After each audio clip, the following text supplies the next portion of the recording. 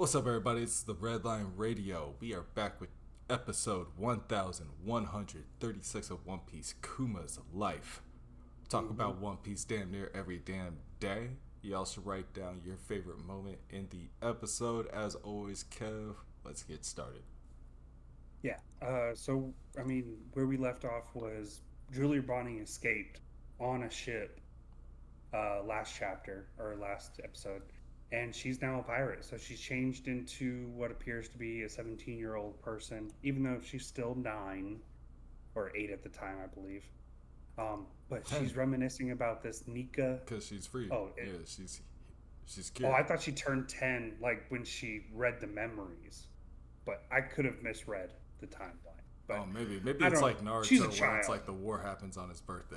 You know what I mean? Yeah. Who So knows? she's a child, but she's hearing about Nika, and so this is a huge inspiration for her. To the point, like when they're out here pillaging villages, she also like, hey, if I can't meet Kuma, I want to meet Nika too. Like that'd be kind of cool. But she's rolling up to this village, and the Marines they're on high alert for the Bonnie pirates, and they hear that they only hurt elderly and children in their wake, and they're like, "Wow, what scumbags!" So they have no idea she's the age fruit, and just beating people until they turn into a different age, which is kind of crazy. Yeah, I did see the impact frame of like the Nika thing. It's like Yeah, I'm wondering, are we? We'll see. we know what happens. No spoilers in the episode review. We know what happens in the manga, so I feel like this is laying the groundwork pretty thick for what's Ah, about to come. That's my thing. I don't yeah. know. You're right. You're I don't right. know. You're right. I'm not taking it in that perspective. I'm like, Yeah. it's a lot of Nika stuff we're seeing, but yeah, you're right. You're right. We have not actually seen it yet, but yeah, they Yes. are laying the Yes. groundwork. But they're searching an island because they're like, hey, we heard that Kuma's here, and just so happened, yeah, Kuma is there. For as big and Yeah. vast as this world is, the pirates sure do be where they need to be at when they need to be there. But Kuma's like, I Yeah. can't let my daughter see me yet. That's gonna ruin everything. So I gotta get up out of here. So Bonnie was in the right place at the right time, but her dad just dipped out, and he has teleportation powers pretty much. So it's like, Yeah, what are you gonna do? which makes the odds of even finding him in the first place just so astronomical to me. It's like, I'm sorry, even if you've heard word that he was here, you're telling me you sailed here in the amount of time where you just caught him leaving? I don't know. That's a little rough for me. But whatever. I feel like the story is like, hey, she's not gonna see him until Yeah. uh, They're like, hey, this is later. Luffy's story. And they're like, just so you know, everything that's happening, this is when Luffy's fighting Arlong. Yep. Uh, Dragon's about to hit Log Town, which they call Rogue Town, which I don't know. I kind of like that too. L's and R's.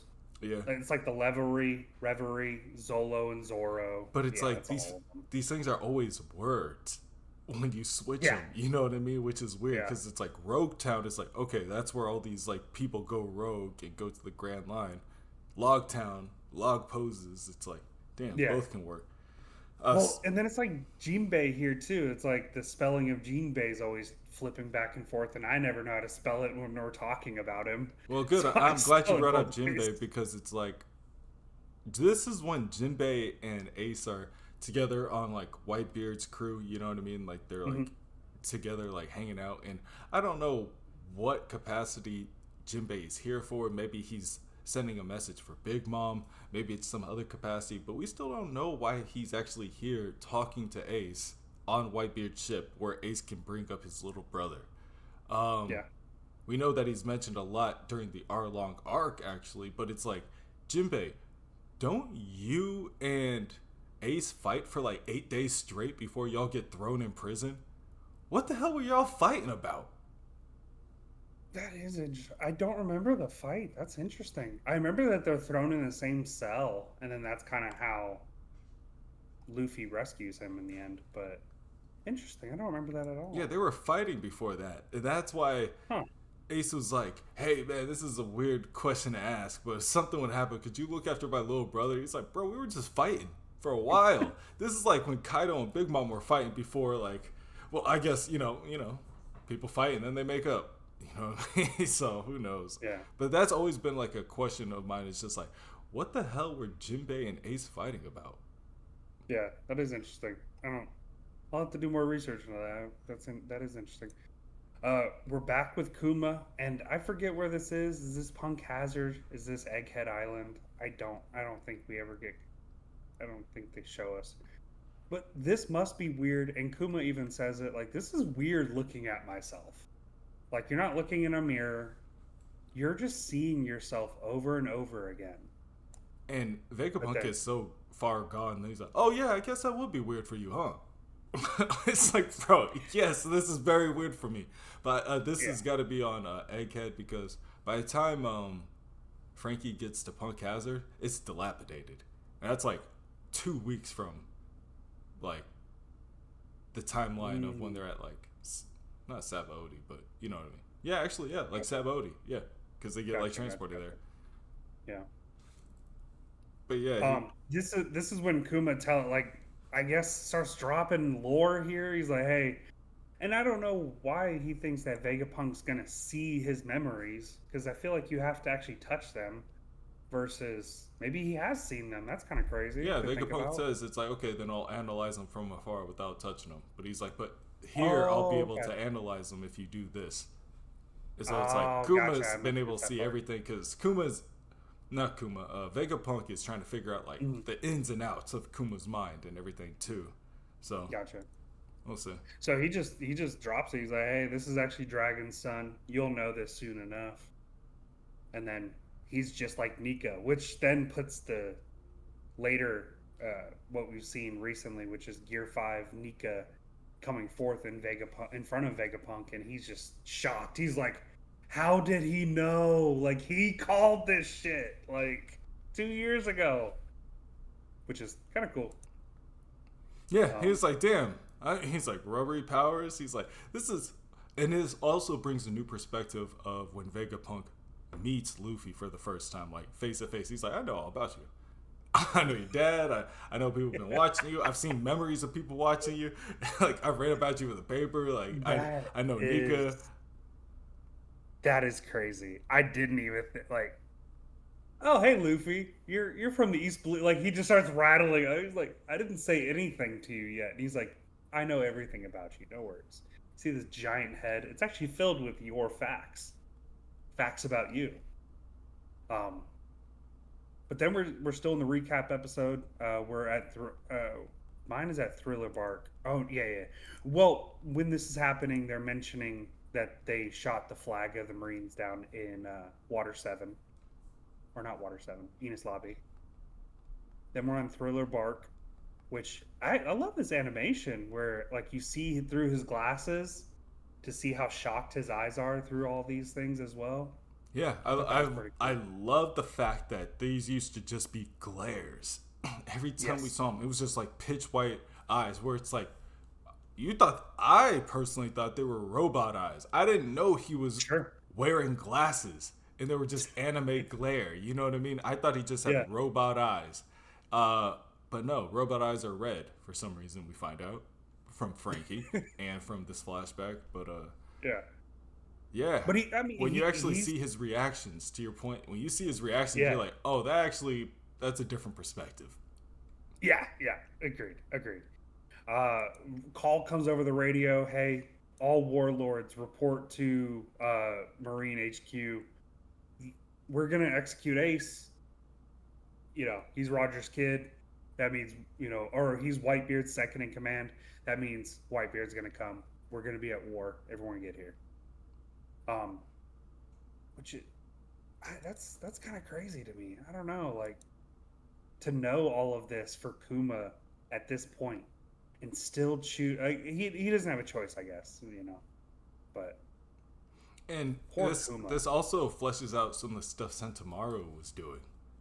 Because Mm, true. Sentamaru also had that connection with Kuma, and his like how he was at Sabaody with the pacifistas was very different than how he was at Marineford with the pacifistas, and then the Very true. return to Sabaody with the pacifistas. So it's like all these like dynamics with these military members with Kuma or around Kuma are all making more sense because these guys are like, nah, man, I'm just doing my job, bro. I don't like what's going on either. Like, I don't like nothing about this, but I'm just doing my job. I forget what they call it when they're talking about the human slave house. It's like the employment center or something like that. Employment hub, and it's like, yeah, that's adorable. They're like, no, no, no, we don't sell people. We allow them to go work for others, which has always been a fine line the government just overlooks. But to your point, we're at the Sabadi archipelago.